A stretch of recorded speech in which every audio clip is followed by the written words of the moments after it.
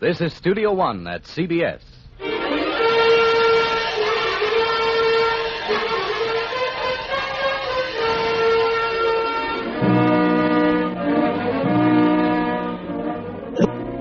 The Columbia Broadcasting System invites you to Studio One for the third broadcast in a new series of hour-length versions for listening of celebrated stories, novels, and plays. We introduce the director of Studio One, Fletcher Markle. Tonight, a social drama. But please don't let those words confuse you as to the nature of the play. It's a most arresting and provocative story with a very important idea behind it, and I'm sure you'll find it worth your time. Back in the days when its author, Henrik Ibsen, hurled his plays at the world, they rocked nations. Some of them are now out of date or out of style, but others are just plainly and simply neglected. Poor Ibsen, one can reasonably imagine him sulking in one of the cooler corners of heaven reserved for Scandinavians, muttering in his beard about what has happened to his plays. But tonight's story is one that would surely snap him out of his dark mood. It's called An Enemy of the People. Arranged in contemporary terms, we're going to perform it for you now. For you and for Ibsen.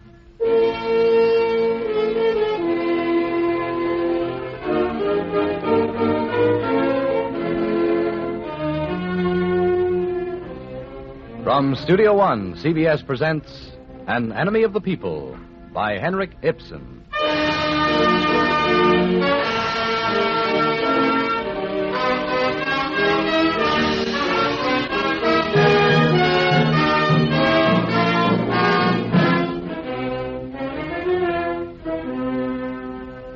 Affairs are going very nicely these days, Hofstad.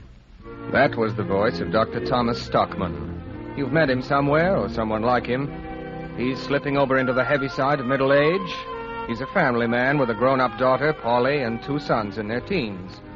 He's a confident man. It's in his walk, what he has to say, in his clothes, and most of all in the way he keeps taking off his glasses and waving them at you to stress his points. Just as he's waving them now at his friend Hofstad, a newspaper editor. You know, it's nice to be comfortably off, Hofstad. Of course you know men like Stockman. We can afford a few luxuries now.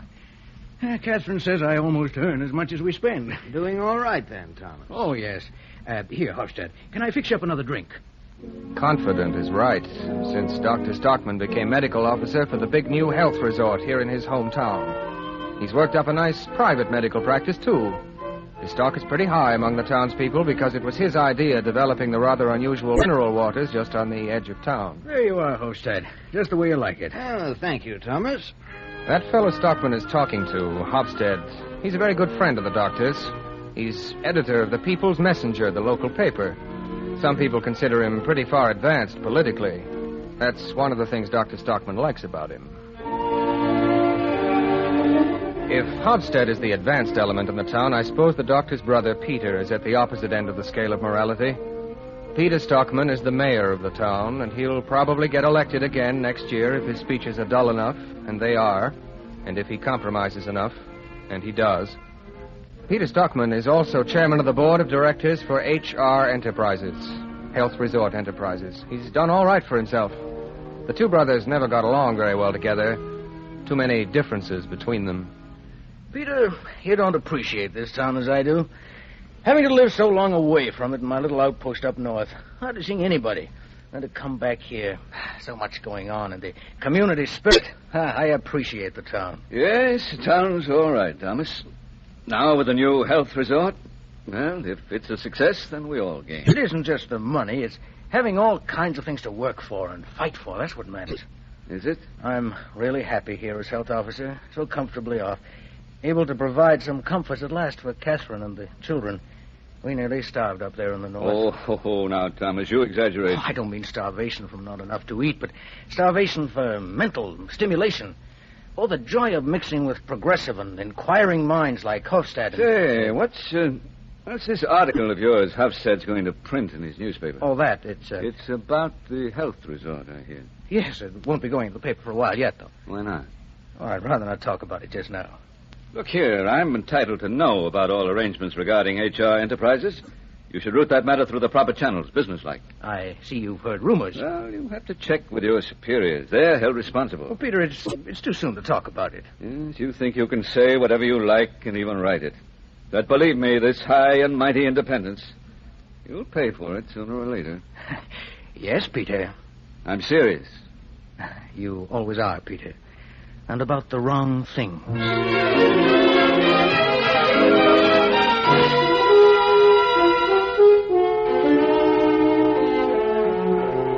That rather typical exchange between the two brothers took place on a Tuesday afternoon.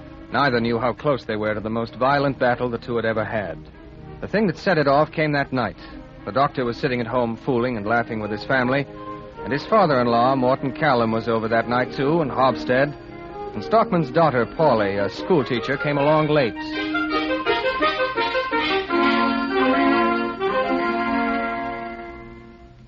And then what happened, Daddy? Yeah, Daddy, how'd you get out of it? You weren't supposed to ask that question. Oh, you shouldn't tell such tall tales to the children, Thomas. What's all the laughing about? Oh, Polly. Fine thing. You enjoying yourselves while I've been out slaving?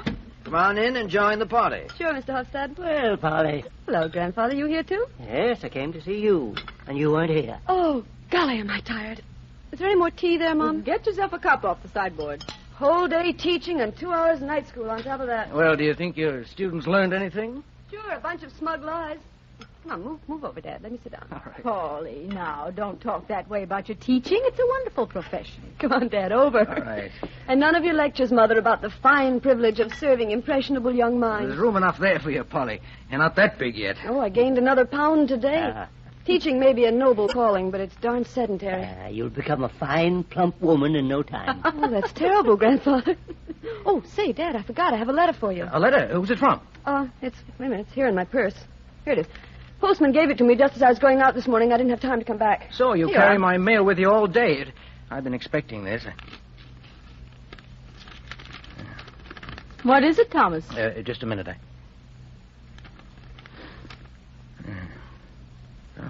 Yeah, just as I thought. I'll greet my dear brother Peter with this in the morning.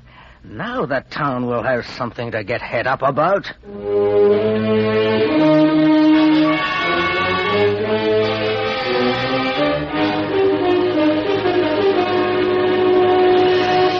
I don't understand all this, Thomas. I kept quiet until I had proof, Peter, and now I've got it in this letter. I warned the board there were dangers in the design and location, but nobody would listen to me then. Well, they'll have to now. Come to the point.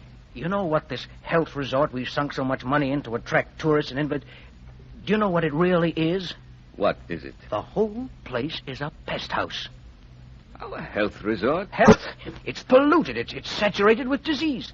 All the waste products up at Mullendale from the tannery, all that stinking filth is infecting the water in the pipes leading to the reservoir and seeps out on the shore, too. Well, where the bathing beach is. Exactly. Our bathing beach is a cesspool of dangerous bacteria. But that's your father-in-law's problem. It's his tannery that's contaminating the water. And you'd better not cross up old Morton Callum. He's your security. Your family will be getting his money someday. I know, Peter, but you must remember it was H.R. Enterprises that made the water diversion. Oh, Morton Callum isn't responsible. The tannery isn't responsible, not legally. Remember last year we had some tourists take sick here? Typhoid cases and cases... They were infected before they came here. You said so yourself. Well, I thought so then, but later, in the winter, I began to change my mind. So I went to work as health officer and got some samples of the water. I tried to make the tests myself, but with the small amount of lab equipment I have at hand... You were mistaken, You couldn't prove it? And I sent the samples, both of the drinking water and the swimming water, up to the university to have an accurate analysis made. And? Here it is, this letter. It proves the presence of decomposed organic matter in the water. Full of infusoria and it... Oh, it's an appalling situation. I don't believe it. Well, here's the letter. Read it yourself. Was it necessary for you to make all these investigations behind my back? Yes, because until I was absolutely sure about it... And you feel absolutely sure now. It's there in the letter. Can you doubt it? And as local health officer, you intend to bring this before the board? Yes, I've prepared a report with recommendations. What we're giving the tourists now is a constant supply of disease germs. Just think, water that's infectious whether you drink it or swim in it. That's what we offer sick people who come to us in good faith and pay exorbitant rates to be made well again. As usual, you exaggerate, do you not? What's needed is a new drainage system to draw off the waste material from Mullendale and relay the water... Do the whole thing over again? Do you see any other way out of it? I don't. And what do we do with the resort in the meantime? Why, no one had come near the place after it got around that the water was dangerous. Yes, but, Peter, that's what we're up against. There are other towns along the waterfront that'll grab off our tourist trade. And then where are we going to be? We might as well give up the whole project, lose everything. And you can be proud of having ruined your hometown. Me? I've ruined it. I didn't put the bugs there. Health Resort Enterprises is the only thing that ever brought any business to this town. We've got a bit of a future now. Granted. What do you suggest we do? Nothing. I'm not convinced that the water's as bad as It'll be even worse this next summer when the hot weather comes. Want an epidemic on your hands? Oh, stop exaggerating, Thomas. A competent physician ought to know what measures to take to prevent any trouble. Or at least to... Here's the whole point. You have to accept the engineering that's been done on the water system. Oh, I'm sure the board will give some consideration to your suggestions for improvements. As long as it doesn't cost too much. That would be a nice piece of fraud. Fraud? Yes, a fraud. A lie. An out-and-out public crime. I told you before, I'm not convinced there's any immediate danger. Look, it was because of your influence, your pressure, that the health resort was built so near the water outlets from the tannery. Because you own property there. That's what's bothering you, that blunt-headed greed and stupidity of yours. Huh? I don't see through you. What if I do protect my reputation? It's for the good of the town. I've done more for this place than any other mayor they've ever had. So it's in the public's interest to withhold that report. With an election coming on. But later on, I'll raise the question with the board, and we'll do our best, privately. But nothing of this is to leak out. Not a word to the public. I'm afraid I can't stop that now, Peter. You better. Too many people know about it already. Who? Don't tell me those friends of yours on the People's Messenger, those yellow journalists, Hofstad. That's right. You and your busybody troublemaking, you want to cut off the most important source of income for the whole town. But the source is poison, man. Stop and think. We're making a living out of retailing filth and corruption. Our business gets its dividends from a lie. It's very painful for me, Thomas, as mayor, to have my nearest relative always criticizing and attacking things and suggesting costly reforms. But you forget I'm health officer. Don't you think it's the duty of every educated man to pass on his knowledge and ideas to the public? Oh, leave the public alone. Just stir up a lot of fuss. Are things so perfect they don't need to be criticized and changed? That's your honest opinion? Yes. You're a fanatic and a fool. You've no idea how much harm you do yourself by being so outspoken.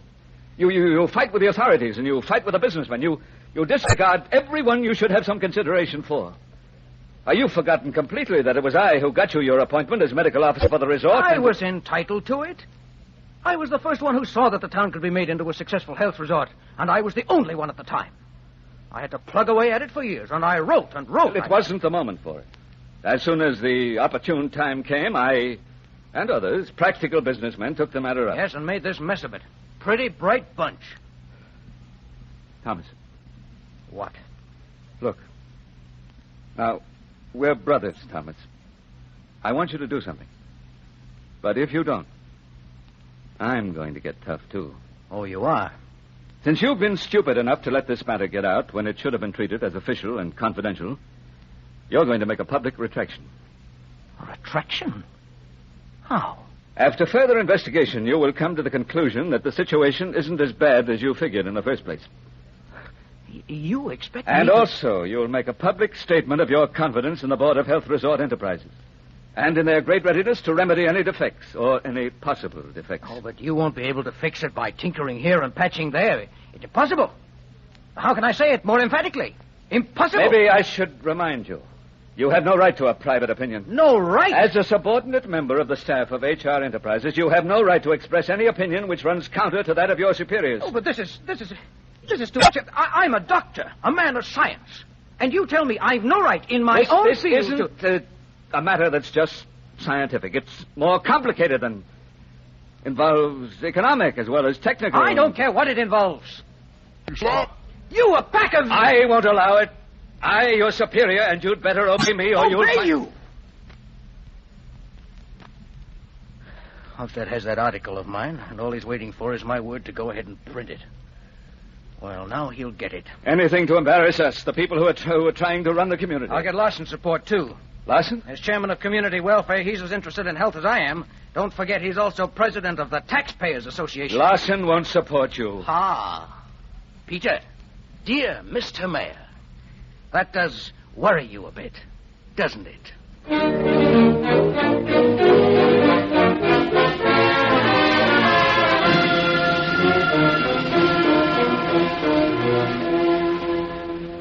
Hello, Hofstad? Yeah, Thomas? You can go ahead and print that article of mine on the water situation. Good.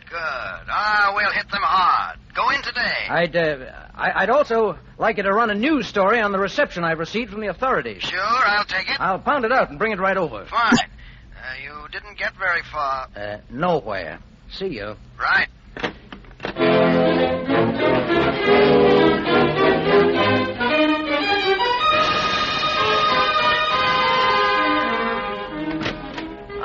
Good, Mr. Larson. You're in. Hello, Doctor. Sit down. Your brother was just here, just left. My brother. What did he want about the water? Yes. I suppose he tried to tell you a lot of lies. Doctor, this is a serious matter. Is it true it'll cost close to $500,000 to make the engineering changes necessary? I don't know what it'll cost. Maybe. And the town will have to pay for it? No, the company will pay for it. Health Resort Enterprises. But the company isn't in a position to incur any further expenses. Your brother just told me that. He should know, both as chairman of the board and as mayor. He also told me it might mean things will be shut down for 2 years while the changes are made. What is the town going to live on in the meantime? A lot of new people have moved in here. Some stores I don't know, but the resort can't go on as it is, infecting people. I'm sorry, Doctor. I'm afraid I can't go along with you on this. But wait a minute, Mr. Larson. No, it won't be any use. I don't see where there's any choice but close up the resort for 2 years if it's necessary. Are you out of your mind? Every storekeeper in the town would be ruined. Real estate values... Well, maybe that's better than infecting the whole country. The tourists will carry the infection with them. Doctor, I've always been a reasonable man. You and I have always gotten along well together. But I must say this is going too far. You're saying things like that. I'm inclined to agree with your brother. You're exaggerating. This whole thing is imagination. Imagination, Mr. Larson? This is solid scientific fact.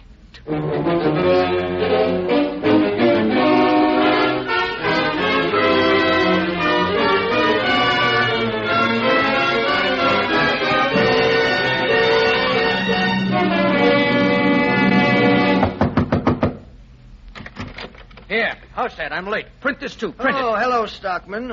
You finally got We'll here. blow this town to... Thomas? Oh, Peter. What are you doing here in Howstead's office? Nice job you did with Larson. I just told him the simple consequences. Howstead, is this great public figure my brother trying to scare you into not printing my article? Because I'm sure his threats and lies can't make any impression on you anyway. That weak-kneed old grandmother Larson. Look, Howstead, here's the news story I promised you over the phone. Just run it side by side with the main article. No, Thomas. I'm not going to print it. Not... Well, what does this mean? I didn't realize the implications in this, Thomas, that it would take so much money and time to, well, you gave me a rather false picture. False picture? I'll be responsible for any false picture. Just print the article. I'll be able to defend it. I thought you were my brother's political opponent. Certainly, but it'd be political suicide for me to print your article. We can fight the election on other issues. You've got a chance to blast the mayor right out of office, and you won't use it. Thomas, what chance would my party or my paper have publicizing this and jeopardizing the future of the town? I might as well get my razor and cut my own... Print my article as a handbill. Leave it out of your paper. I'll pay the cost. No, I wouldn't touch it in any form. Hofstad, you said you were fighting for truth and freedom. Thomas, prepare yourself for another surprise. Mr. Hofstad is going to print an article I'm going to write for him, presenting the real situation. May I kiss the bride? Which of you is the bride? I'll hire a hall to speak the truth. And I'll parade the streets with a drum and shout the truth. You won't shut me up. I'll call a public meeting. I will. I'll hire a hall.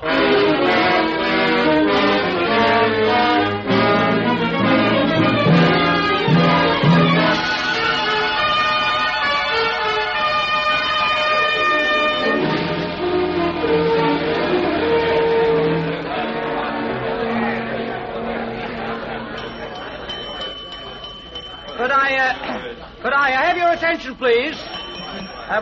Will the meeting please come to order? It's 1:15, and so I think I'll begin. I see that some of my enemies are present in the audience. Good. Tonight they'll see how truth can win out. Just a moment. Mr. Larson... I think we ought to elect a chairman first. No, that's not necessary, Mr. Larson. This is my meeting. I think so, too. As mayor, I think we should have a chairman. Your Honor, I'm only going to deliver a lecture. We don't need a chairman. Ladies and gentlemen, Dr. Stockman's lecture might lead to a hot and heavy discussion. We need a presiding officer. Yeah, chairman, the mayor's right. Let's have a chairman. I vote we have a chairman. That was the proper way. Doctor, the general wish of the meeting seems to be that a chairman should be elected. Well, it's... let the meeting have its way. I nominate the mayor. Thank you. Thank you, friends, but I'd like to decline, if you don't mind, for various reasons. There is a man here, though, who I think will be acceptable to all of you. The president of the Taxpayers Association, Mr. Larson.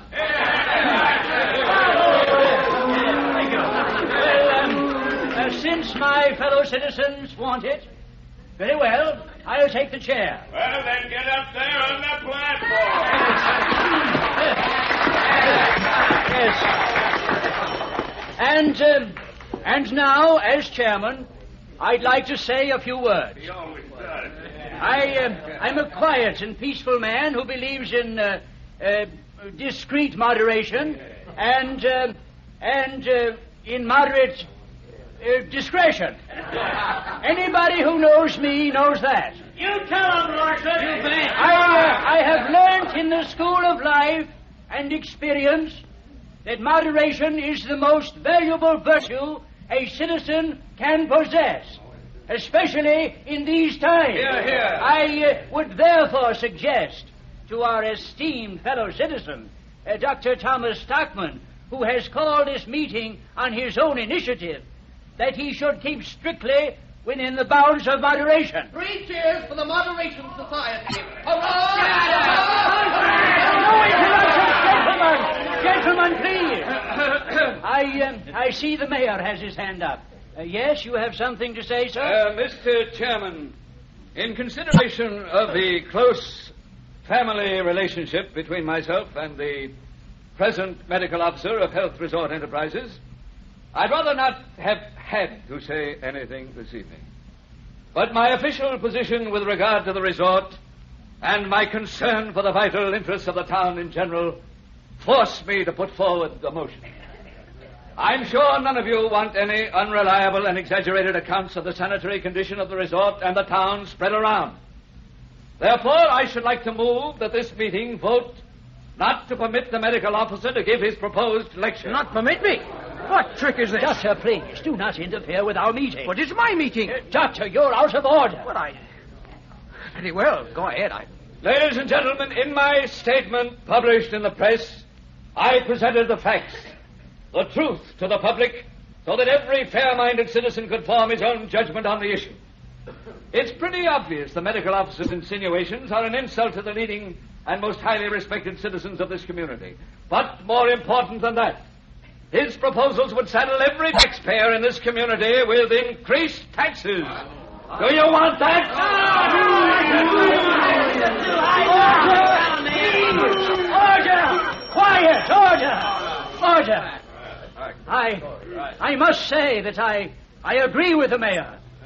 No one doubts the good intentions of the doctor, but when it ends up being an increased burden on the taxpayers, as it would be in this case, and I, for one, although I've always admired him, will see Dr. Stockman hanged before I will go along with him in this matter.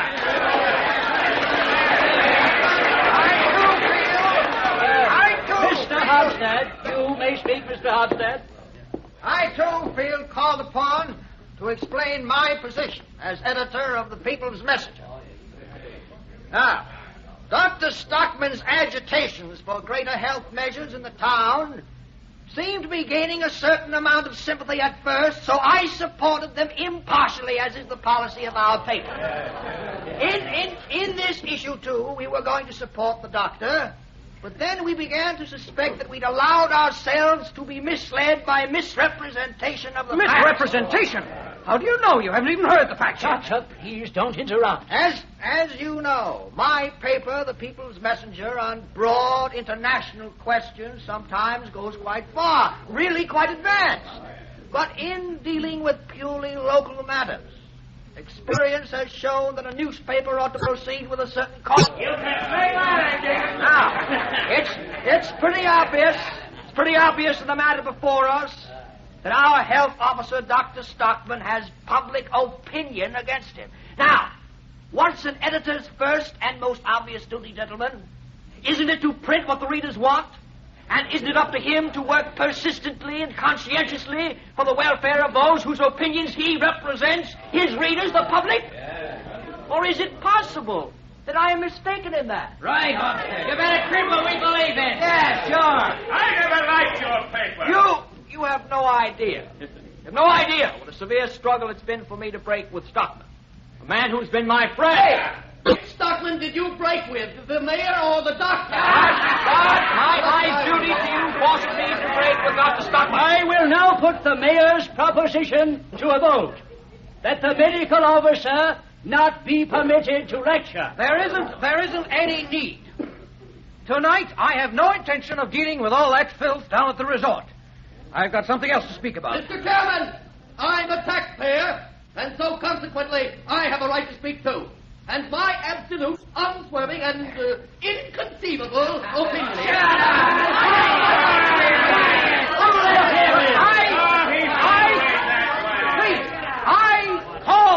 I called the meeting. Am I going to be allowed to speak? Dr. Stockman will address the meeting. I'd like to have seen anyone a few days ago there to silence me as has been done tonight. I'd have defended my sacred right to speak as a man, like a... Well, I let the issue of the poisonous condition of the water pass. I have something more important to say to you. I've thought and pondered a great deal these last few days. Pondered over so many things that my head's almost burst. But I got it straightened out at last. I've made a discovery much bigger than that piddling matter about our polluted water supply. I thought you weren't going to talk about the result. I have discovered that our moral life is poisoned. Our moral life and the whole fabric of our society is founded on lies. Is that so? What an insinuation. I suggest the speaker moderate his language. I have always loved my hometown. When I was up north, I thought a lot about it. I wanted to do something for this place and the people here. So I worked out the plan for making a health resort out of it. It was your idea, but you didn't work out the plan. Well, when I had the chance to come home at last, I thought I was very lucky. That's all I wanted, to be back here and to be of public service to this community. Be quiet. Yesterday, my eyes were opened, and for the first time, I realized the enormous corruption of the authorities. Mr. Chairman, I object to the phrase enormous corruption. By virtue of my authority as chairman of this meeting... It's quibbling to catch me up on a phrase, Mr. Larson. Perhaps I should say the boneheadedness of the leading citizens of this town. They stand in the way of every independent and intelligent man, whichever way he turns. And what I'd like best to see is every blessed one of them kicked right out. Mr. Chairman, I won't allow that kind of talk. Doctor, please try to be tactful in your language. All right, I won't say anything more about our leading citizens. They're not the greatest danger and most terrifying enemy of truth and freedom. Who then? Yeah, who? Name them. Yes! Naming them, I'll name them. That is precisely the discovery I made yesterday. The most dangerous enemy to truth and freedom is the majority of the people. You, all of you, now you know. This is the arrest by the guys, right? Retraction! Yeah, we heard it now. The majority of the people. You're an enemy of truth and freedom.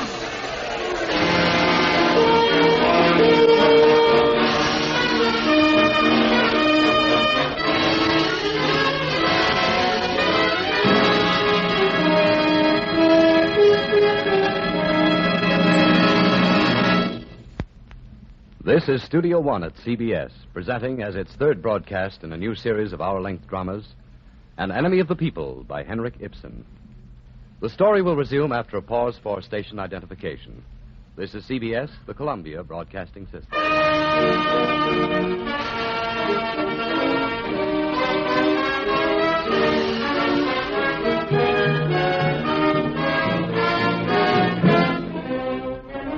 Continuing the third program from Studio One, Columbia's new hour-length dramatic series, we present the second half of An Enemy of the People.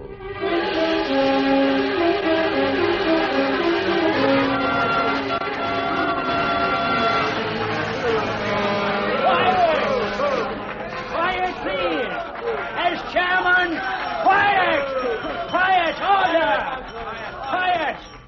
As chairman, I urgently request the Speaker to withdraw the ill-considered remark he made a moment ago. No, I'm sorry.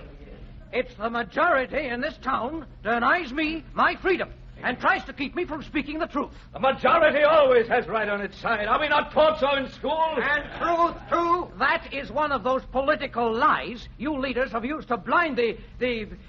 Oh, don't you see? The majority never has right on its side. Never, I say. Talking against the majority. Wait, let me finish what I was going to say. No. There is a kind of right. The majority has on its side a broad, general right. But when we get down to specific truths and specific rights, then the minority is to be listened to and believed. I have spent my life studying preventive medicine and dealing in community health problems.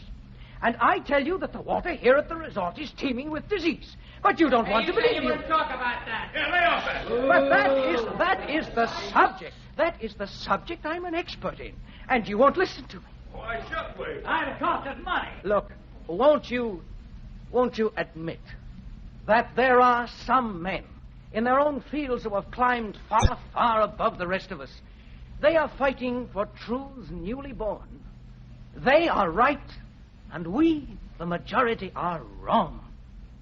Let's not shout them down and throw bricks at them just because they deny what we believe. Let's seek them out and listen to them. There are men who have discovered new truths about money, our minds, our emotions, food, the elements, the cooperation, language. Those men could lead us down new streets, out of our mental, physical, and spiritual slums. In other words, what you're advocating is a revolution. Yes. Yes, of course I am. A revolution against the lie that the majority is always right. What sort of truth does the majority now hold? A truth that the fighters at the outposts held in the days of our grandfathers. The fighters at the outposts now no longer approve them. Truths don't last forever. No community can live a healthy, vigorous, human, and humane life if it is nourished only on dried-up truths, on lies. Instead of standing up there using vague generalities, tell us what these dried-up truths are. You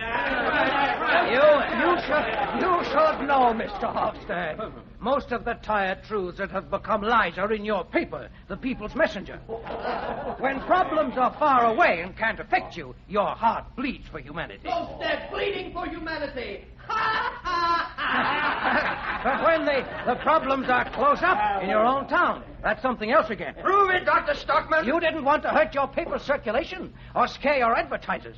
It was just in private you like to brag to me about your social conscience. That's a lie. Yes, it's a lie. He has no social conscience. The People's Messenger preaches broad-mindedness and morality, but deals in their opposites. It makes headlines out of rumors. And if a rumor is false, it prints a retraction on page 5. But the truth can never catch up to a lie. The paper condemns a horrible crime, but delights in it with detailed pictures and columns of copy. It points out the ignorance, poverty, and ugly conditions of life in some far-off place, but ignores them here in this town. Mr. Chairman, I move that you direct the Speaker to sit down. Hey, second that. No, let him speak. Street corners! I'll get it published somewhere. I'll spread it all over the country. It almost seems as if Dr. Stockman's intentions are to ruin this town, exterminate it. Yes, my hometown means so much to me that I'd rather exterminate it than see it flourish on a lie. Exterminate! This is really serious. He's a public enemy. All he knows is hate. He's a public enemy. You'll end up by infecting the whole country. Better to cut out the infection now, the festering sore. Exterminate the people. You're talking like an owl. Don't go here. Enemy of the people. We've heard enough. There, Doctor. There is the voice of the people. Yes. He's the enemy of the people. He hates the people and his country. Enemy of the people. Please, order! Order! I have something to say. Order! Order, quiet! Please. Both as a citizen and as an individual, I'm profoundly shocked by what I've just had to listen to. And in the light of recent world events. You've heard the truth from me, Larson. That's what you think. I have my own views.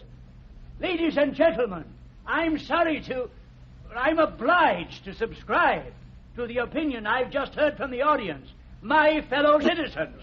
And I propose that we put on record our opinion. I will entertain a resolution from the floor. Mr. Chairman. Yes, Mr. Mayor. Resolved. This meeting is of the opinion that Dr. Thomas Stockman, medical officer of the resort, is an enemy of the people. I second that.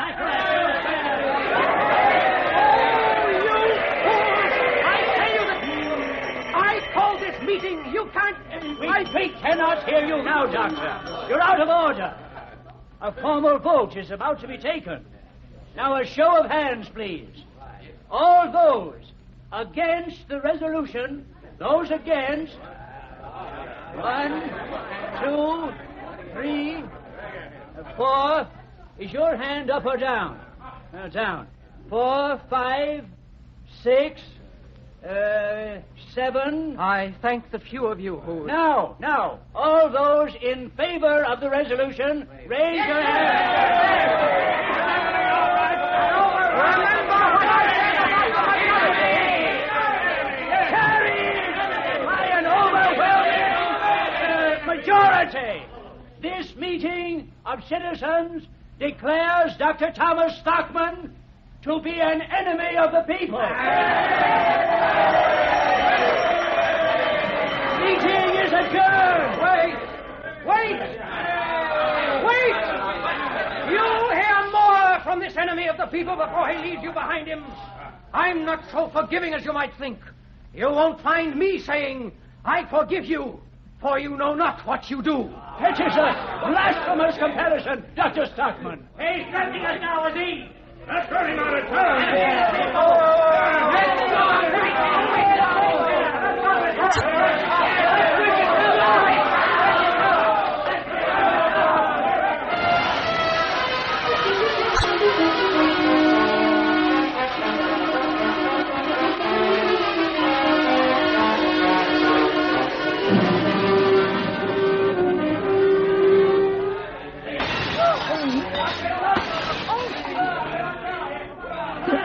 Around the house. Oh, dear. Thomas. Oh, dear, what can we do? They followed you home. Don't worry, Catherine. They won't do any more than break the windows. Oh. These stones... look. Another one. And that stone, too. Where did it go to? Here it is. Thomas, get away from the window. I'll keep these stones. Leaf and Morton will look at them every day, and when they grow up, they'll inherit them as mementos of this. Oh, Thomas, your pants are ripped. I did that getting away from those people. Best pants you've got. Oh. I'll have to remember in the future when I go out to fight for freedom and truth, never to wear my best pants. Oh, Thomas. That's all right. That's probably the last one.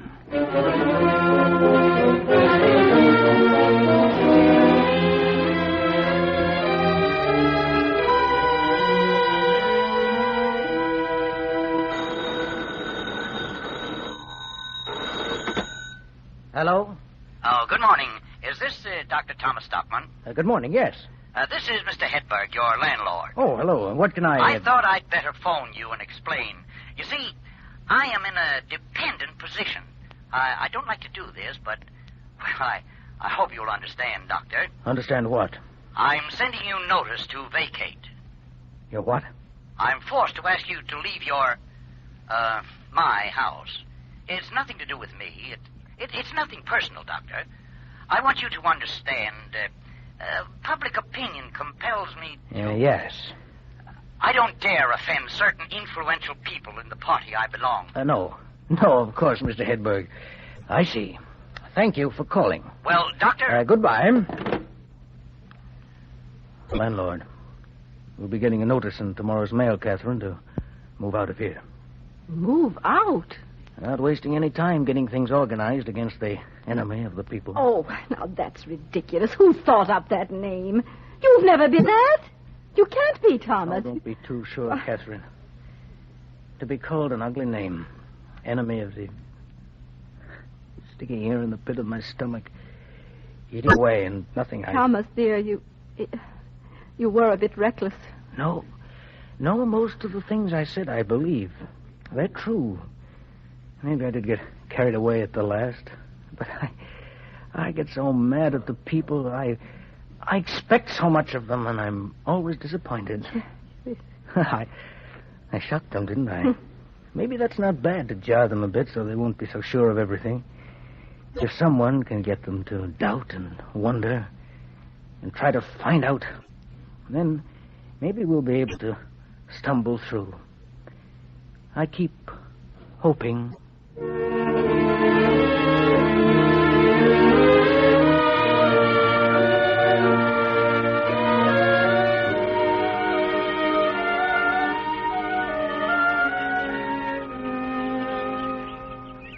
Hello, Father. What are you doing out in the garden? Wally, what are you doing home from school so early? In the middle of the... Father, I've lost my position as a teacher. I've been dismissed. They're taking this out on you two. Mrs. Busk was given the unpleasant job. And I know it hurt her to have to tell me, but she didn't dare keep me on. She said her own job was at stake. So my holidays this year start very early. She didn't dare either. That's lovely. Suddenly, very suddenly, they decide I've been corrupting the youth of our town. Some of the things I've said in class. Well, that was the reason given. They were right. Most of the stuff they tell you to teach in school corrupts the students. Isn't it wonderful, Dad? We're both a couple of rebels. I like it. Yes, but that's enough, Polly. Let's not pretend it isn't serious. You better go inside and tell your mother the news. But don't let her know you're enjoying it. I wish I were, but I'm aware of all that's behind it.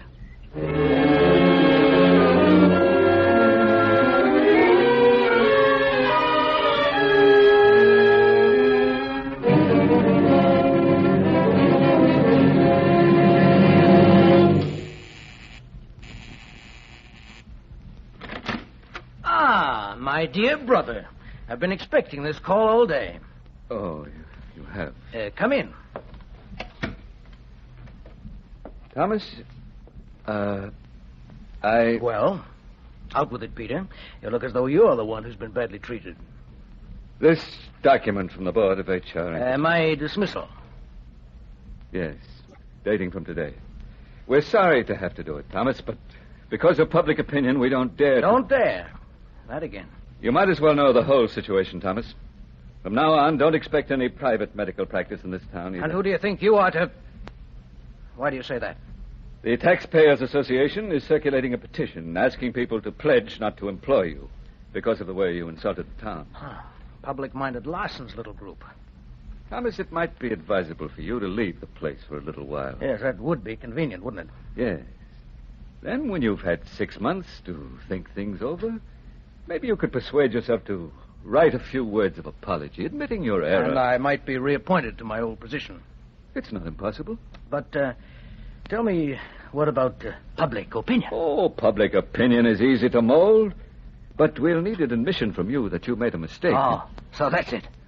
Same old pattern. No, I won't do it. I'll never do it. You have nothing but contempt for the people, have you, Peter? They're nothing to you. Public opinion is easy to mold. Still, you mouth a lot of phrases about how right and independent the people are. And they eat it up. You're respected and trusted. And voted for. Peter Stockman, the people's choice. But the party's choice first. Your party's a fine sausage machine. It mashes up all sorts of heads together into the same mincemeat. Fatheads and blockheads all in one mash. And they all have the same opinion. And isn't that convenient? One of their unanimous opinions is that they think for themselves. I suppose you think Hofstede's party would give the individual the freedom to... No, not Hofstede's. No, well, at least you've got that much sense in you. Now, Thomas, if you only had sense enough to sign a retraction, a man with a family has no right to act like No this. right? There's only one thing a free man has no right to do. No right to foul himself with filth. No right to do anything that'd justify his spitting in his own face. Then go ahead and spit. You and your righteousness. I know about your cheap, slippery dealings with Morton Callum, your father-in-law. You, an idealist. What do you mean? You know what I mean. If you don't, you ought to.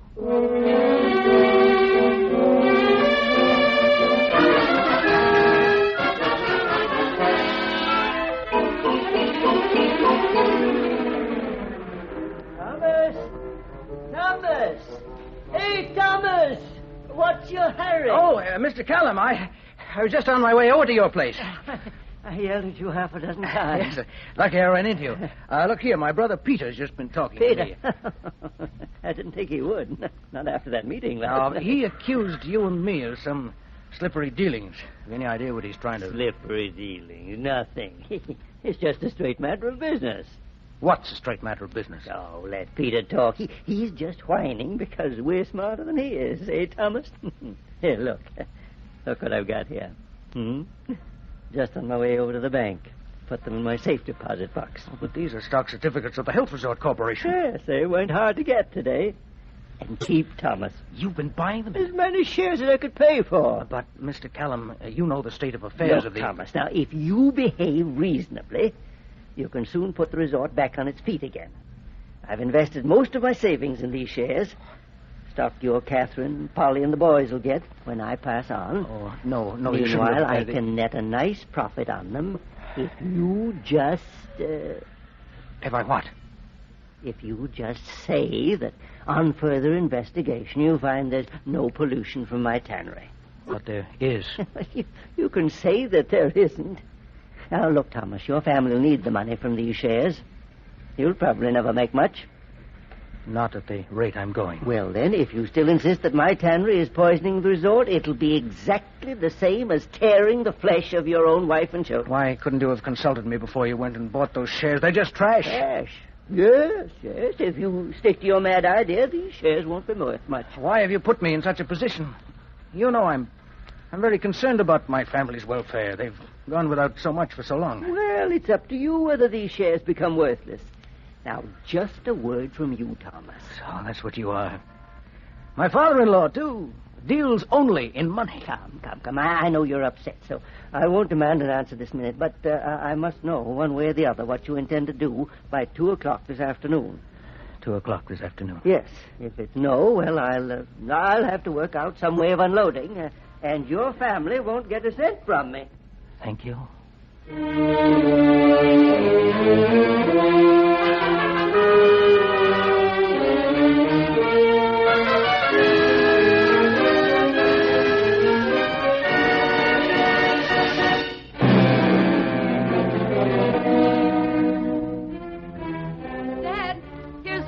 The newspaper owner to see you. Says it's important. Shall I tell him to go along to your study or... Thomas. After what's happened, you actually dare to come into my home? Well, I've got something important. I can understand you're put out with me, Thomas, for my attitude at the meeting. Pretty contemptible. What else could I do? You didn't dare do anything else. Why didn't you give me a hint ahead of time? A hint of what? What was behind it all? Will you please leave us, Polly? Of course, Dad. Now, what are you driving at? Oh, you know. I don't know.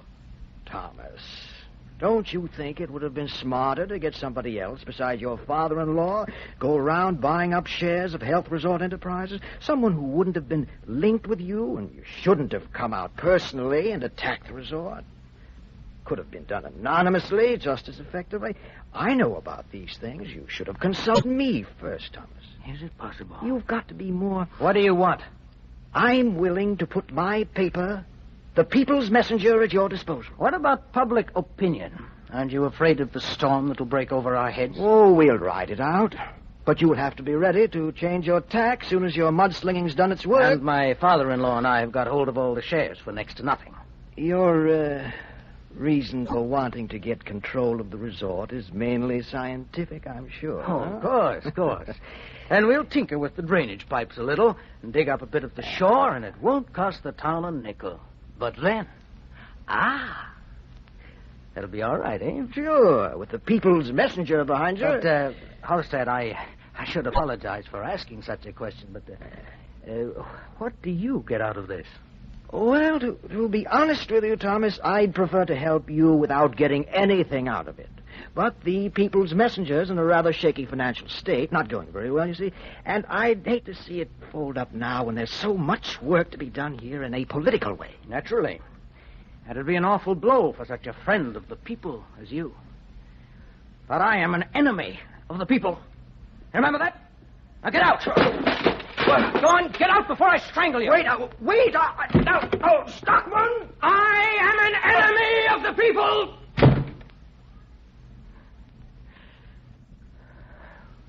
I am an enemy of the people.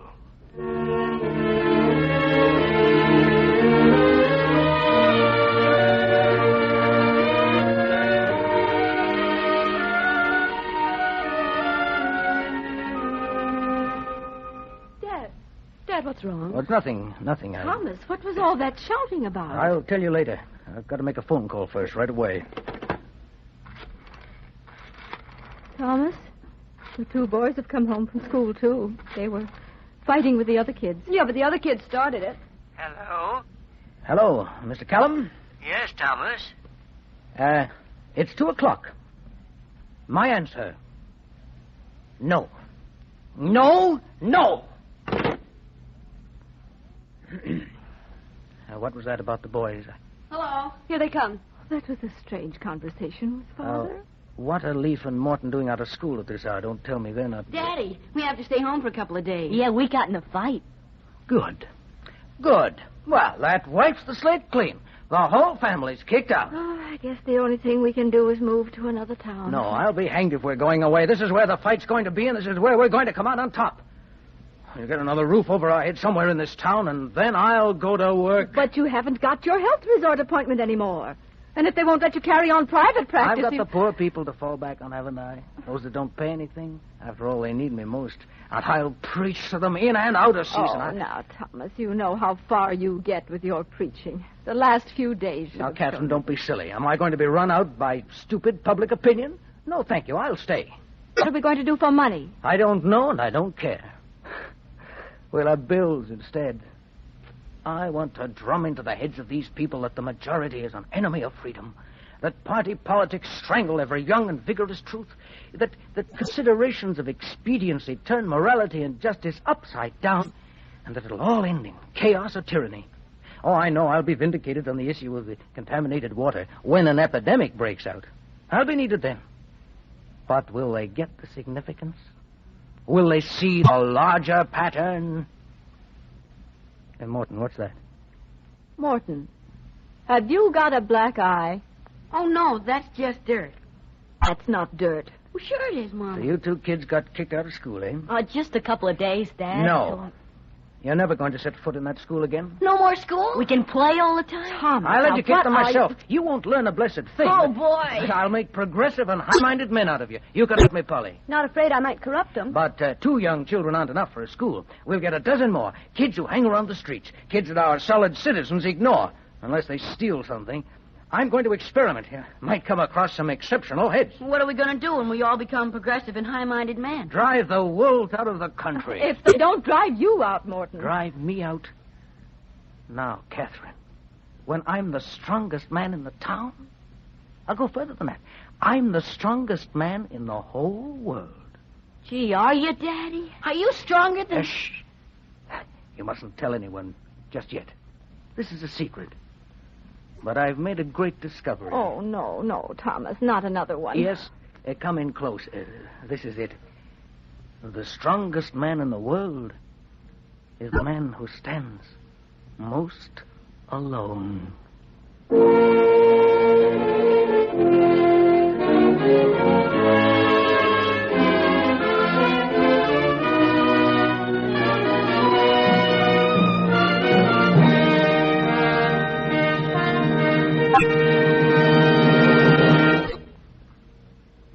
The Columbia Broadcasting System has brought you Studio One, a new series of hour-length versions for listening of celebrated stories, novels, and plays.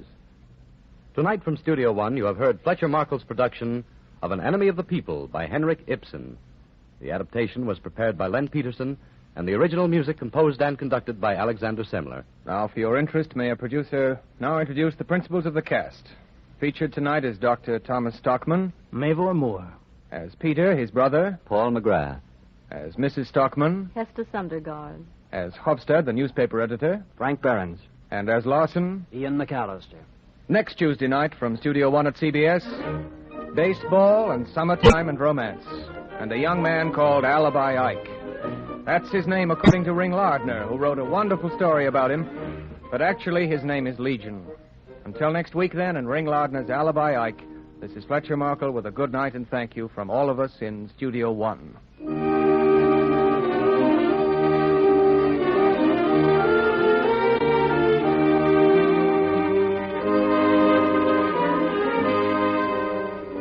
This is CBS, the Columbia Broadcasting System.